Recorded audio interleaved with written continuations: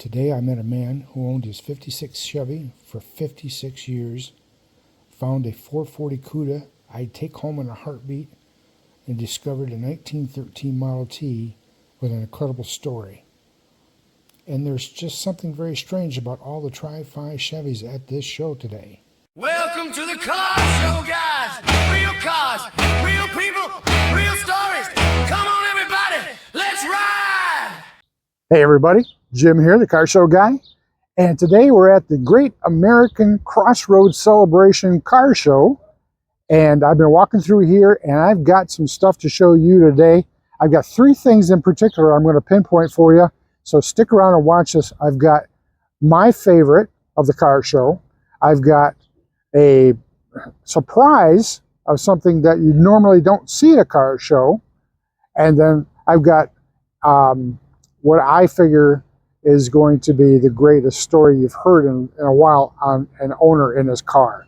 So stick around. Let's go talking. Let's get walking. All right, this is a story I've been telling you about I was going to bring to you. This is my buddy Phil and his 56 Chevy. Phil, I know you've had this for a while, but how many years have you had it? Well, I purchased it when I was in high school, 10th grade, back in 69. I bought the car and I seen it for sale in the paper on what they call a sell and swap. And it was in the Grand Rapids Press. And I bought the car for $75 back then. So you got it in 69. This is 2026. Yep. I'm going to let the viewers do the math and figure out how long you've had it. Okay. And I went down to look at it. And there was a 57 convertible next to it for $400. Oh boy. But I didn't have the money for that, so I bought the 56 for $75. It didn't have drive gear in it. It had reverse and low gear. And I drove it from Rogers Heights to Reed City in low gears, up the hills and coast down the hills, until I got to Patterson Road, where I lived on the farm on Patterson. And the car has been through 2 paint jobs, which Frank Gondik, and the 2 boys helped paint it. And it was painted all red first time. Then the Gondik painted the second time, which was the 2-tone. Okay. And you mentioned that, well, tell me what's underneath the hood. Well, that's a 65 Malibu. Back in high school, a youngster had a Malibu convertible and he rolled it over. And so I purchased that car for the motor, and it was a high horse 327. So that motor's been in there since the early 70s. Okay. And it's been a good motor. It's held up all these years, and I've got on it a few times, and it's still going strong. It's got a 4-speed behind it. And so you probably lost count of how many car shows that this thing has been in. Oh, yes. Over all those years. Yeah. And I couldn't begin to tell you the things I went through. I remember the one time I was getting it painted, and I had the truck mud just setting on. It wasn't bolted down, and the car wouldn't start, so my wife was towing it to get it started, and we was towing it backwards and went over a bump, and the trunk lid come off, and I flattened the trunk lid. Oh my goodness. Right before I had it painted, and to this day that's the same trunk lid on there. Oh really? It's straightened out. Oh. And in another time, at one time, it was kind of a hot rod look. I had the front end up and the no bumper. And one time I was going down the gravel road and lost the hood. And I looked in the mirror and it was just bouncing all over the road. So I could go on and on to different things it's been through. Well, this car's had an exciting life. Basically. It has. It has. Now, the question I always ask guys is, will you ever sell it? I don't think so. Nope, it's going to go to my My son, I got all the kids. They're in the trust where what vehicles I got, and they're going to them, and I'll leave it up to them what they want to do with it. Yeah. So this was one of your son's cars over here too. We owned that car when we retired. I had like a dozen of them, and one of them went to our son, which is 55 here, and we had a 54 Bel Air, which went to our daughter, and they still have the car. Well, I'm sure they'll never get rid of them because Dad gave it to them. Yeah. Yeah. And there was when me and the wife give it to them, there was where they couldn't go sell them. Yeah. They had to, if they wanted to get rid of them, I'd buy them back. Yep. Yep. Okay. So.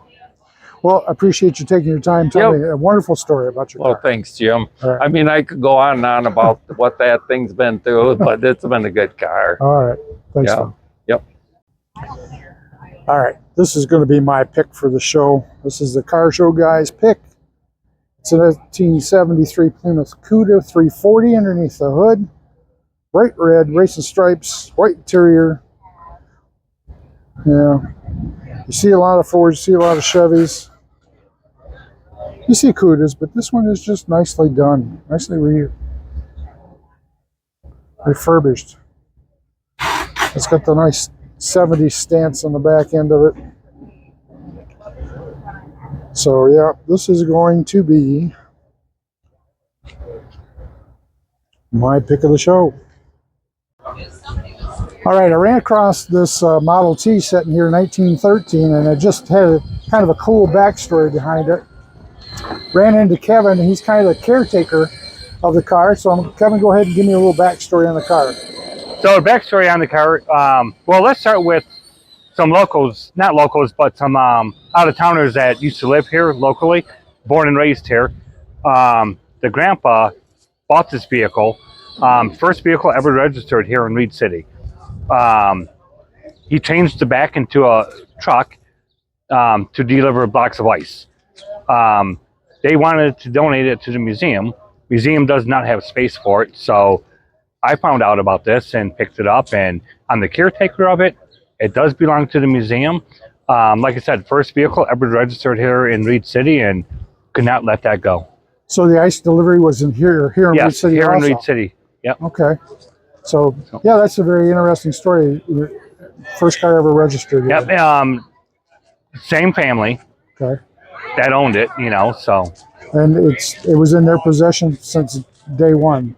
Up until about 3 weeks ago. Through all the generations. Yep. Okay. Well, that's really cool. So. All right. But yeah. All right. Appreciate you sharing the story. Thanks.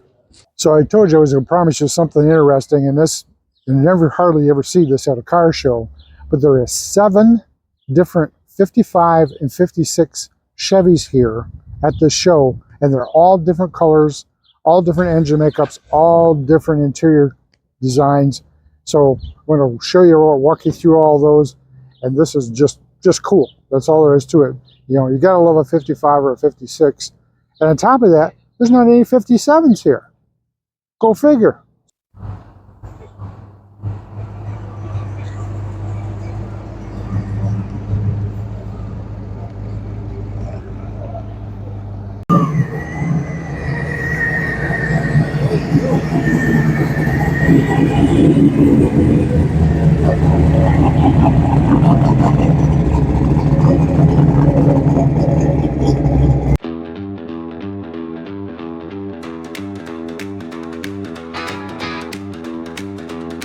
Out in Reed City, Michigan, flags are flying high.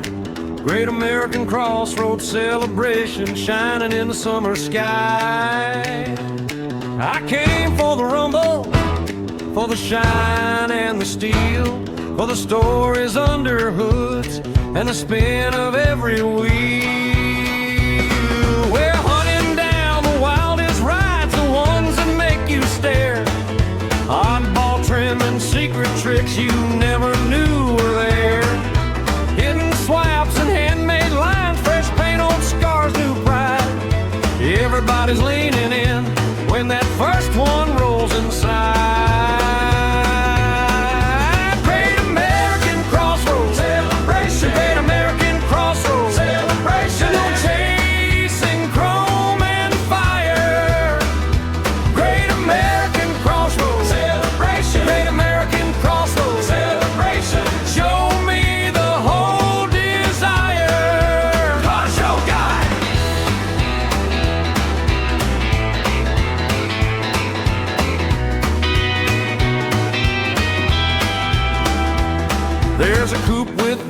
guts and a fin like a shark's tail.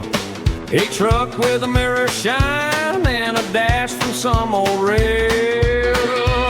One's got a painted engine, one's got a lace inside, one's got a story so wild the whole crowd pulls up tight. We're hunting down the wildest rides, the ones that make you stare. Unusual features, incredible builds, like treasure everywhere. Every bolt got a back road tail, every dent got a song. You hear it in the owner's grin, it took all year long. Great American Crossroads celebration, Great American Crossroads celebration. Wood cherries and chrome and fire. Great American Crossroads celebration, Great American Crossroads celebration. Show me the whole desire. Car show guy.